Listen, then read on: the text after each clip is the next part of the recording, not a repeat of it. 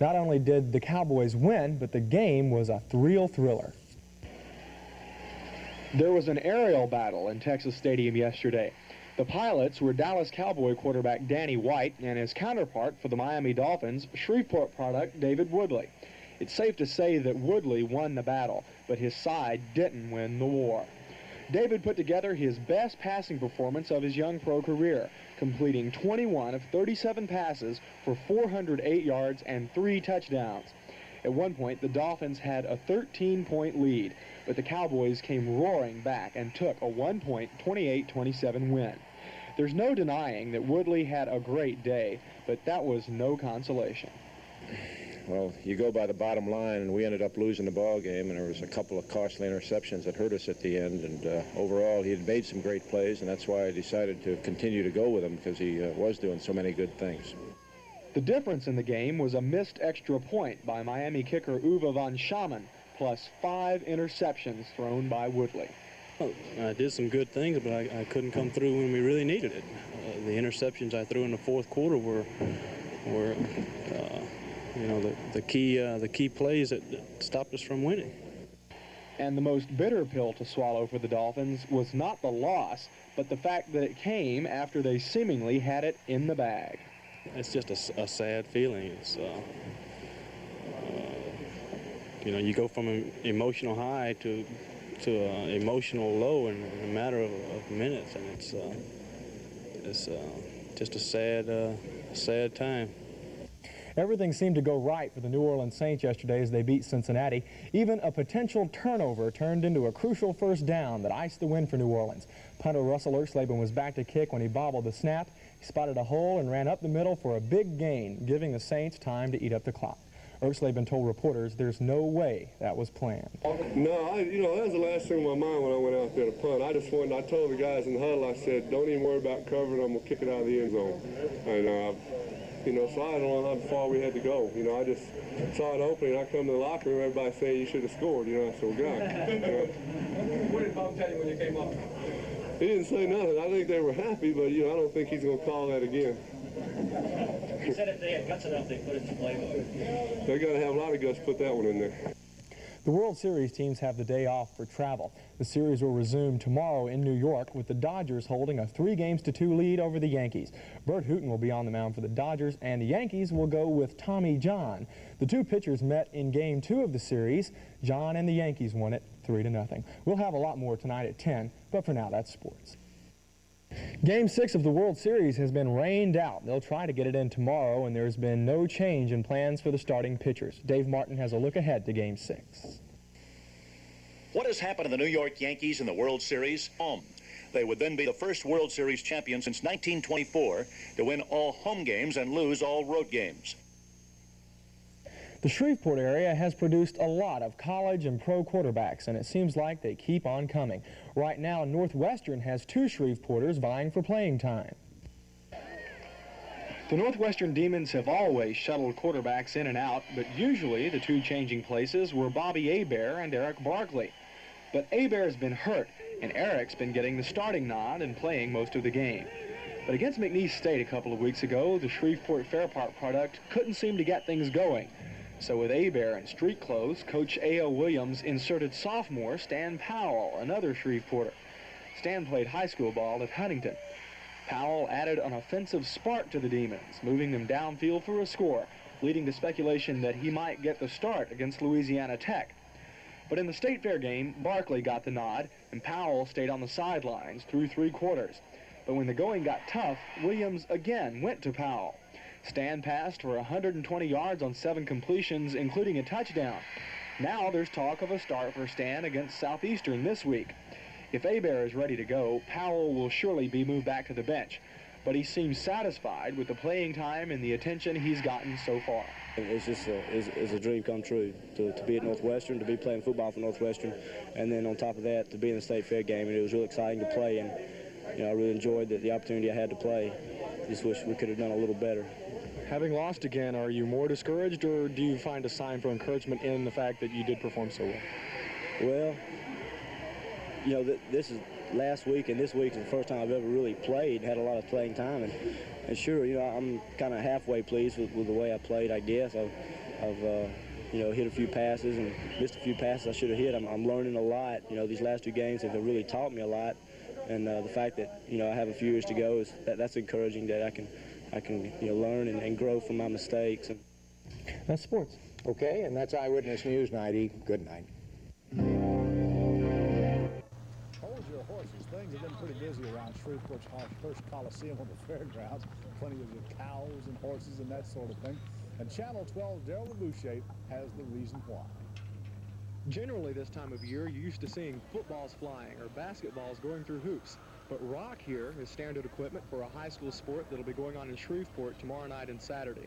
You guessed it, a rodeo is coming to town. That means calf roping, barrel racing, bull riding, and much, much more. The thing that will set this weekend's rodeo apart is that it's just for high school kids. Young rodeoers from all over the state will be here beginning 7:30 Friday in Hirsch Coliseum. This will be the second rodeo on the state school circuit for the year. All of the cowboys and cowgirls are working for points toward a possible state championship and national competition. Now, I don't feel exactly at home on rock here, but there are a bunch of kids, high school kids, who really do. Carrie Morris is a calf roper. Why a calf roper instead of a linebacker or a shortstop or something? I just like to ride horses and like the rodeos. Okay, why would you pick barrel racing as a high school sport instead of something else? I don't know. I guess I like the horses. I've always liked horses, and it's something I was pretty good at. If I wasn't riding bulls, I'd probably be playing football. Okay, but it's not something that's that's in the norm, really. Now tell me, you're okay. You're RE Josie, right? And you own the ranch. Actually, they don't know nothing about rodeo, really. Your wife teaches barrel racing, and tell me about some of the things that you have to do to teach calf roping. Well, we've got instead of going to football games and professional hands I go up to the rodeo and ride. You know, we go through every phase. Darrell Rebouche, Channel 12 ability and tonight in that basketball tournament at Bossier High cap at Shreve beat Southwood 101-89. It was Halton over North Caddo 98-58. Okay.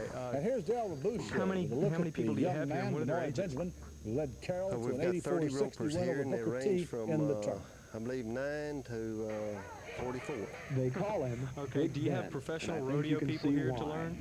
And if you do, I know you said that, lots of basketball. Are you the His best? name is Why can Benoit you teach the Benjamin, professional and rodeo he's a senior from Carroll High Well, School it's in just that you Monroe. watch and Basketball coaches from pick up schools some of all the over the things that country they're- have come to some see him little play, things that they're doing and the wrong, maybe to consensus is straighten he's them one out, of the best and, high school prospects go to right come on around winning. in a while. Why would somebody want to learn to calf as rope? good a big man as Well, there there's is a in this lot of country. money. He's the There's a lot best of money in big training player horses. There's a that lot of I've money seen in winning Louisiana at in rodeos 10 and years. horse shows and so on. After a junior What kind of year in basic which he skills do you have averaged to have before you 33 can points a learn game, calf rope? Benjamin Need is to be an passing athlete. off a little more A lot this of year, try. down to just You have to 29.5. know how to But in this ride. game against Booker Can T. you learn how to Washington, he ride scored at the same time you learn 48, how to calf rope? Or grabbed do you have to have the 19 basic rebounds, brains? and blocked You 2 need shots to before be he able was to pulled ride out of the to game start early in the with. fourth quarter. A lot quicker. Do you think you're as good as We have some everybody else beginners seems to in think you are? riding and roping dogs, Well, I but really it not takes comment longer. on it.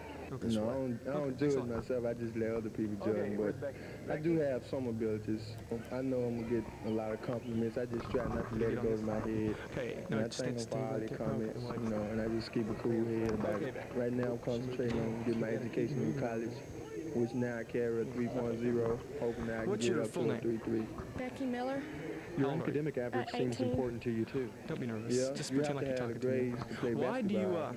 And so, why do you want to learn how to you know, calf if you don't have the grades, Well, then you ain't for the you all-arounds, ain't you gotta be able to supposed calf able rope to just play. about, All I do is place try to and go out everything. there and do my best, and I Why do you know wanna that be if a I go rodeo out there and do my best, then I'm gonna play well. Win some money. And, you know, I'm a senior. Where I'm did you going for first all get the interested in marbles this year. rodeo? Why Darrell would you even Rebouche, think Channel about? 12 Why would a Sports. girl even think about Thanks to becoming an easy a win over rodeo Oral rider? Roberts last Well, night, the my Lady dad bought me a Texans are now horse, sole and possessors first thing I of the thought about women's was major barrels. college basketball So I came record. up here. Channel 12, Darrell You Rebouche. learned barrel racing, and then after that, From once you- humble beginnings how to did you learn history. barrel racing? Did you That's do what that it's last been for year, the and now you're Louisiana learning Tech calf Lady roping? Is that what- Texters. No, I came up Last here about night's 3 win years over ago. Oral Roberts was the And they taught me 52nd how. in a row for the And then you Texters, decided to get into and that that. Yeah, I set saw a the record boys for roping. consecutive wins Had in to get women's in with it. basketball. Are there many The girls game who calf rope? itself was never Yeah, quite a close. few. Tech built up a 44-point lead in the second half and went on to a 94-53 win.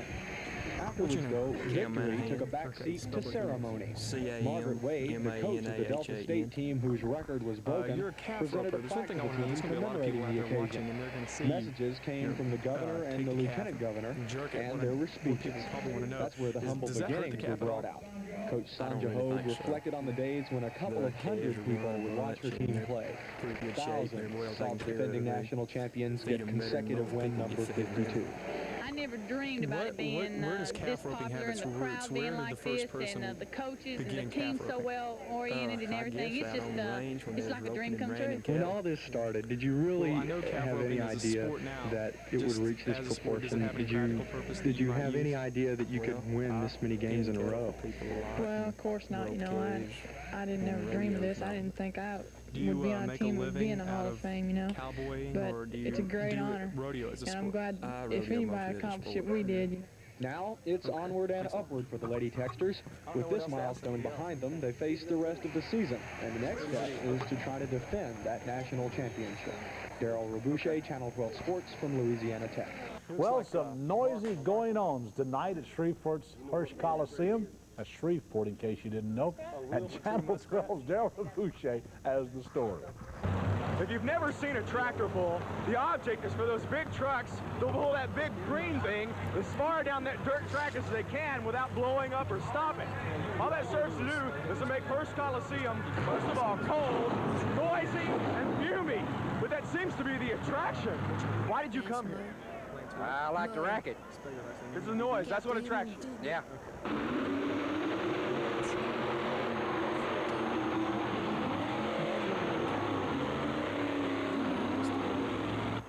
Why would you come to a tractor pull of all things on a Friday night?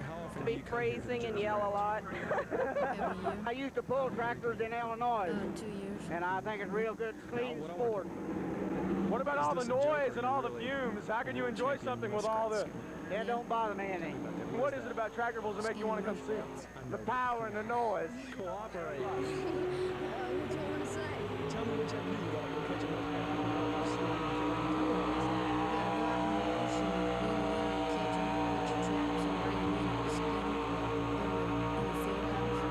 Coliseum for this weekend, home of Go-Go Gorilla and the tractor pull. This is Darrell Rebouche, Channel 12 Sports. And don't forget that tractor pull and the truck pull, the drag shows all continue. Meanwhile, Louisiana Tech's Lady Texters have advanced to the finals of the women's college basketball tournament and will play Cheney State of Pennsylvania for the national championship. The Lady Texters got there by defeating Tennessee 69-46 last night. Darrell Rebouche has more. Tennessee kept it close for a little while in the first half. Freshman Sheila Collins led the Lady Vols with 13. The Texters didn't seem particularly inspired in the first half until Lori Scott hit 3 straight baskets with about 7 minutes left to go before intermission. After that, Tech went into national championship form. Pam Kelly gets 2 here. She led all scorers with 16. At halftime, the Texters had run up a 9-point lead, 30-21. In the second half, Tech's defense came alive, snagging turnovers that turned into quick points. The Texters also controlled the boards, getting 2 and 3 shots off at a time. The Lady Vols finally fell apart under the pressure of playing number 1. The Tech defense continued to roll, and the defending national champions won easily, 69-46. We never could really get over that hump, you know, and we felt like if we could just hold on to it and not ever let them really start cutting the lead and get back into the ball game, that would be the secret. And you just got to think that the defensive effort was a great factor. The national championship game will be the battle of number 1 and number 2 because second-ranked Cheney State rolled over Maryland by 10, 76-66 in the nightcap. In the title game tomorrow, Tech will be on the lookout for Lady Wolf forward Valerie Walker, who had a hot hand in her game last night. Darrell Rebouche reporting for the Sports on 3. Former Grambling star Charlie Joyner was also a guest at that banquet. Darrell Rebouche reports on the pro football future of the 34-year-old San Diego Chargers wide receiver. When football fans think about the San Diego Chargers, terms like aerial circus and wide open offense come to mind. With quarterback Dan Fouts leading the charge, passing to the likes of Charlie Joyner, the reputation is probably well deserved. In 1980, Joyner and teammates John Jefferson and Kellen Winslow each caught more than 1,000 yards worth of passes. It's a formula that worked quite well. The Chargers reached the American Conference Championship game only to be stopped by a revitalized Jim Plunkett and the Oakland Raiders. With Jefferson sent packing to Green Bay, Joyner was called on more in 1981, and again, the Chargers made it to the conference title game, but they were stopped just short of the Super Bowl, losing to Cincinnati 27-7. In both situations where we lost the AFC Championship, we just caught two teams that were very hot. The Chargers will spend 1982 in an effort to get over the hump. Joyner plans to be a part of that effort, despite the fact that he may be getting a little older, and there may be a fresh pair of hands in camp trying to take his job. My future in San Diego, I look at it year by year now. I'm just looking forward to next year, and I'm not worried about 84. I mean 83, I'm just worried about 82 right now. And if I get to the point where I feel that my performance isn't up to par, I know it's time in for me to retire. But until I keep doing well, until I keep that consistency I had the last 4 or 5 years, I know that I can play in the NFL. So, for at least another year, Charlie Joyner will be one of the acrobats in the San Diego aerial circus. Darrell Rebouche for the Sports on 3. And that's sports. Of the thousands of military families from Barksdale Air Force Base, most live off base in Bossier City, and most of those families are renters. But for the lower grade airmen with families from Barksdale, it's becoming increasingly difficult to find adequate apartment space.